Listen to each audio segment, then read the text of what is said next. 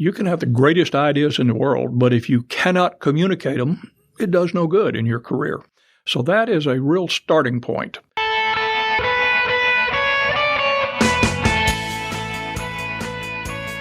Welcome to the Business of Healthcare podcast from the Center for Healthcare Leadership and Management. The center is based at the Naveen Jindal School of Management at the University of Texas at Dallas. The show, like the center, brings together business leaders and other forward thinkers to discuss how best to meet the challenges of a rapidly changing, increasingly complex healthcare industry. I'm your host, Dr. Bob Kaiser, Director of the Master's Program in Healthcare Leadership and Management for Professionals. We're honored to have Dr. Forney Fleming on the Business of Healthcare podcast. Dr. Fleming heads up the Healthcare Management Master's Program at UT Dallas. Welcome to the program. Thank you. Nice to be here, Bob. You come to the university after decades of working as an orthopedic surgeon, leveraging not only your medical degree, but you also have an MBA. Obviously, you've been a lifelong learner and also a very dedicated teacher, too. You head up the master's program at UT Dallas within the School of Management. Tell us about your program and how it fits into the overall Center for the Healthcare Leadership and Management here at UT Dallas. Our program is now entering its 11th year.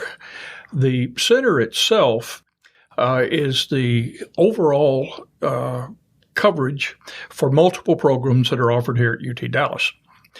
My specific program, which is called the Master of Science in Healthcare Leadership and Management, is aimed at students who wish to enter the healthcare career field, who either want to advance their careers if they're in healthcare, but it's also open to students who have no background in business and have no background in healthcare. It's a self-contained program. It also is created in a manner which allows people with full-time jobs to continue in that job. Our courses are given in the evening, so we accommodate a wide variety of people who are already in healthcare or who want to get into healthcare.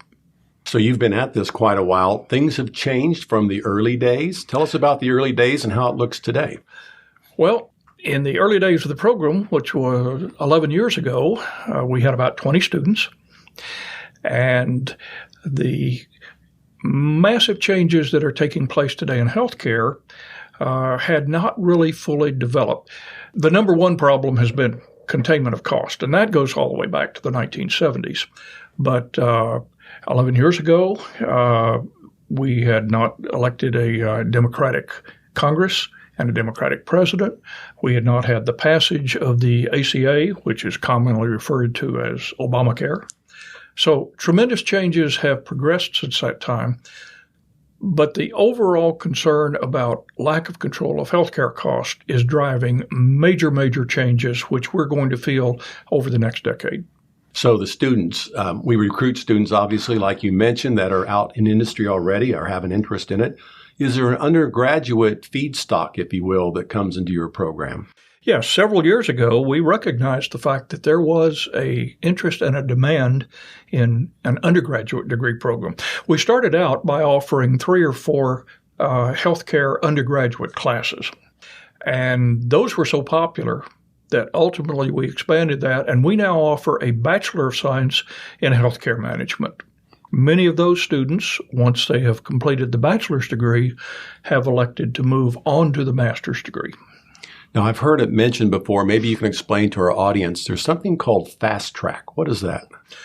The Fast Track program, which is offered here in the School of Management and is open not just to healthcare management program, but to any master's level program, is designed to allow undergraduate students who wish to pursue a master's degree, if they academically qualify, to actually start their master's level degree program in their senior year of undergraduate work. Several classes which are actually in the master's level program can be used and applied both to the undergraduate degree as well as the graduate degree. So it basically takes the highly motivated students who've already decided that they want to move on to a master's degree and allows them to jumpstart it. It's pretty competitive to get in then, right? Well, the academic requirements of it are fairly high. It's a 3.4 grade point average. There's no cap on the number of students who can enter it. But from the standpoint of entering it, it really gets the cream of the crop. So let's talk about the Dallas-Fort Worth area and the North Texas region in general. It seems to be a very robust concentration of healthcare providers. And I would think this provides a pretty good opportunity for early career engagement in the broad field of healthcare. You've seen the programs grow from undergraduate to the advanced master's degrees. What have you found to be the educational needs really to get into the field? What's the starting point if you really want to advance and make a career out of healthcare today? If you want to go into the managerial side, not the supervisory side, but the managerial side, in today's world, the entry level is a master's degree. A few years ago, you could have done it with a bachelor's. That's no longer true. So it's a highly competitive field to enter into. Interestingly enough, a few months ago, it was announced that healthcare nationally had surpassed the service industry as the number one employer in the country. Really? And here in the Dallas-Fort Worth area, all you need to do is drive around and look at the boom that's going on in all areas, including healthcare. It is a very, very vibrant field. So it's taken first place in terms of job opportunity then? Yes, it has. Wow. That is incredible. So when you stop and look at the skill sets needed, you say a master's degree is fundamentally required just due to the competitive nature. People, and you said if you're in managerial versus supervisory, if you're going to be a leader in this area, they're expecting you to have a master's degree. Yes, that's the entry level in today's world. Okay. Some of the skills that are required in this ever-changing healthcare world, I know that things are changing every day. There's new disruptors coming in. There's new players. There's new things happening. The law is changing. A lot of different aspects require certain skills. What are the things that you think that we really try to need to develop with these students to get them really in place to do a good job? Well, the starting point is communication skills. And that's both verbal and written skills. You can have the greatest ideas in the world, but if you cannot communicate them, it does no good in your career. So that is a real starting point. We emphasize that in several of our particular classes that we have. Both some classes are oriented more towards turning in papers, writing papers. Others require the students to make verbal presentations. That's a starting point.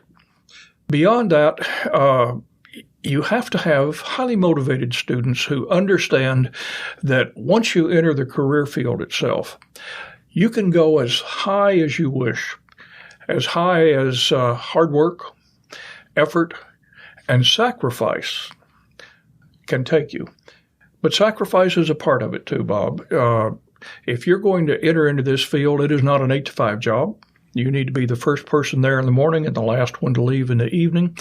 You're going to have to be prepared, among other things, to make multiple moves during your career field as you advance up the career ladder. So it requires hard work. But on the plus side, if you're willing to do that, you will be recognized and you will be advanced. This episode is brought to you by the Center for Healthcare Leadership and Management, the definitive resource for healthcare management education in North Texas. The center is based in the Naveen Jindal School of Management at the University of Texas at Dallas. It plays a unique role in training the next generation of healthcare leaders to meet local, regional, and national demands. The Jindal School uses its strengths in accounting, administration, finance, marketing, and information systems to educate highly qualified personnel for healthcare administration and executive leadership positions. The center is home to 7 healthcare leadership and management programs, including undergraduate and graduate programs, as well as executive programs for physicians and working professionals. For more information, visit us online at jindal.utdallas.edu/healthcare. So today we're in the longevity economy where people are working way into their later years, and the new millennials are coming into the marketplace today. Now, I know you were an orthopedic surgeon for decades, and we quite often tease and say that the millennials are going to be your surgeons. They're going to be flying your airplanes, and the millennials are going to fit into the healthcare world too. So this is really a multi-generational environment as well, isn't it? Absolutely. And there are very, very interesting changes coming, which will affect any managers. Multi-generational groups are at the head of it. And for a successful manager, they have to understand in today's world, one size does not fit all. They are going to be dealing with millennials, with baby boomers. There may be a few pre-boomers in there, although most of them are now exiting the workforce. But managerial skills are going to have to be diverse.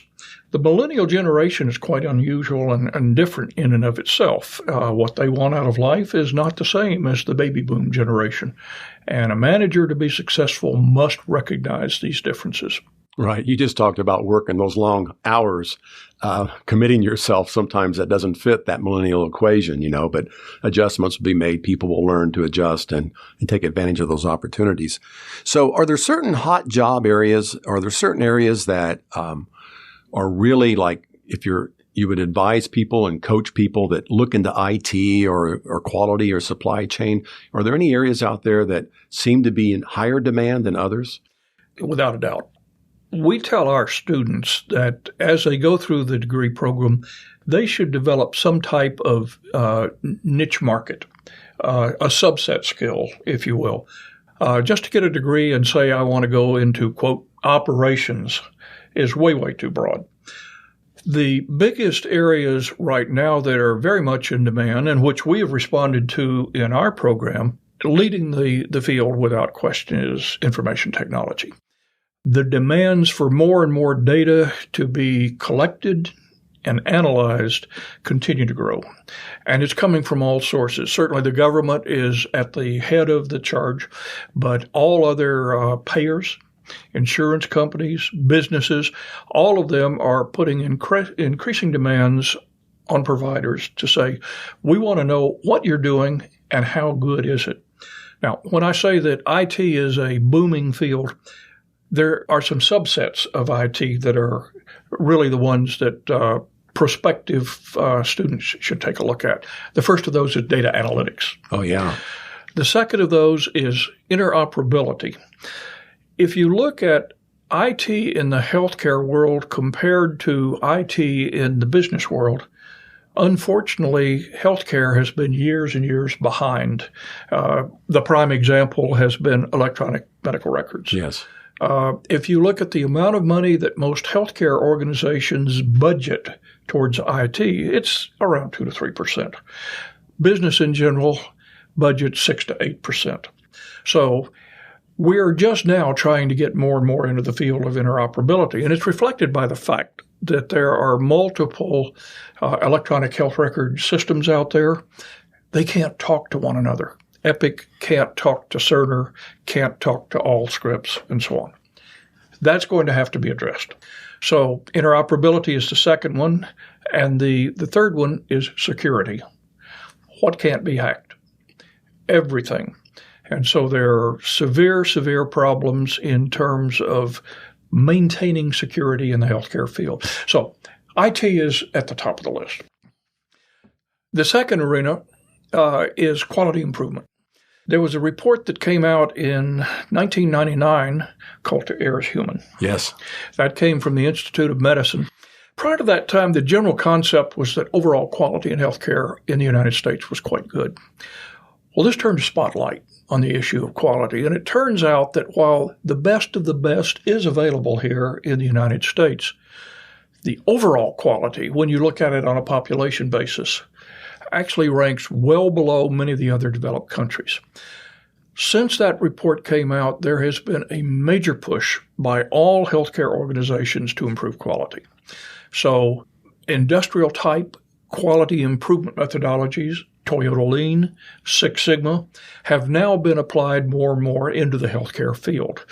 That's number two. And then the third arena that's very popular is supply chain. Mm-hmm. As reimbursement to providers is ratcheted down, obviously providers have to become more and more efficient. And so they have to have supply chain organizations that can negotiate good contracts for all of their necessities. Yes, I know that you've reached out into the community to engage some of the leaders in the community to help direct and bring the latest innovations and technologies into the classroom here. Having a network of relationships that you've established gets carried on further to the students. So tell us about how to get the students into internships and teach them how to network and get engaged in new opportunities. Well, you've hit the key word, networking. This is a highly competitive field to enter. Jobs are not going to drop into a student's lap.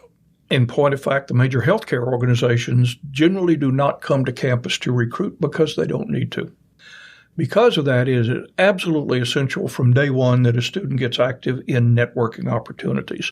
We recommend that they join several organizations, one of which is our very active Healthcare Management Association. Mm-hmm. That's our Student Healthcare Club. The second one is the American College of Healthcare Executives. They have a student membership. And the third one is Medical Group Managers Association, MGMA. We encourage the students to get out, attend these various organizational meetings and functions that these groups have. They have to get known during their student career. They can't just be a name on a resume that they submit at the time that they graduate. So networking has to be a critical factor if you wish to have a job. There's a number of contests and challenges that they have. They can enter as well for recognition, correct? Yes. Not only locally. We have competed very successfully in the American College of Healthcare Executives student challenge that we have won 4 times. There are others in the regional area. There is a Texas Cup that UTD is offering now on an annual basis where various teams, including some of our own, compete. So this is a great opportunity for students to compete, also to develop some of their communication skills. Right. So the Center for Healthcare Leadership and Management, it really is a broad umbrella from undergraduate activity. We have several hundred people involved in undergraduate, and in your program, the master's program, and there's a couple other master's programs. We have one by Dr. John McCracken, which is for physicians only. It's physician leadership program, and I think he has a 2-year waiting list of doctors, that only doctors in there. And then the program that I run is a blended opportunity for physicians and healthcare professionals, typically people that have 5 to 10 years of healthcare experience. So when we stop and look at what's going on at UT Dallas, there's a very robust offering, really a broad spectrum of opportunity to learn and engage and be part of the healthcare future. So we always ask people at the end of these podcasts, what do you think the future of healthcare is? And that's a big, wide open question. When Dr. McCracken answers that, he says, let me give you the long answer. The long answer is, I don't know. So what do you think the future is? We'll close with that question. What do you think the future is? How do you see things shaping up going forward? Well, I think that Dr. McCracken's answer is spot on target. What I tell our students at the introduction in our first class is that 10 years from now, when you look back on today's healthcare system, you will not recognize it. You will not recognize it from the organizational structure. That is, how do we deliver healthcare? It's going to be integrated healthcare systems. Nor will you recognize it from the financial side of it. How do we pay for healthcare? It will move away from fee-for-service into various types of blended value-based payment methodologies. Now, how that will all come together and how much of a train wreck it'll be as we attain those goals, I don't know.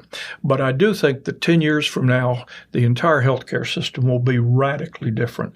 That's not to say that we necessarily are going to move to Medicare for all, although certainly that is a major catchphrase today, but it has different meanings to different people. But for a young person wanting to enter the field, what could be more exciting than a challenging, dynamic world that is rapidly changing and is going to present numerous opportunities for young people? Well, that's a great optimistic message. So we're delighted today to have had Dr. Forney Fleming join us, and we look forward to having you back in the studio again. Thank you. You're welcome.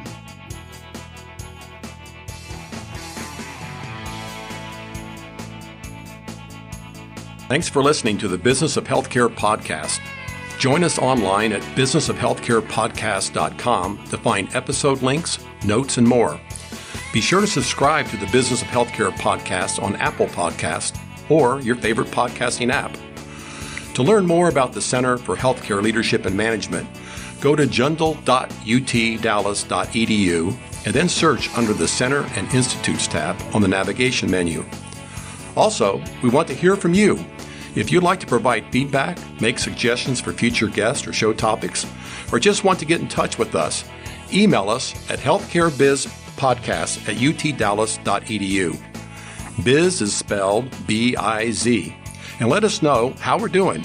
I'm your host, Dr. Bob Kaiser, with the Center for Healthcare Leadership and Management, where we're leading change by changing how we lead.